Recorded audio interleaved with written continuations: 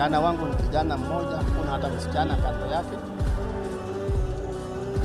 Nimemsomesha kwa tabu kwa miaka yote hiyo, around 20 years ambao nimekaa Pwani, eneo la Malindi, kwa ajili ya kujaribu kustawisha maendeleo ya boma langu kupitia kwa huyo kijana, nikifanya uwekezaji kwa ajili ya kumsomesha huyo kijana. So matokeo ni kuuawa. Naweza niseme hivi kwa sababu alitoka nyumbani. Lakini sasa ninapoonyeshwa mwili, yote namwachia Mwenyezi Mungu.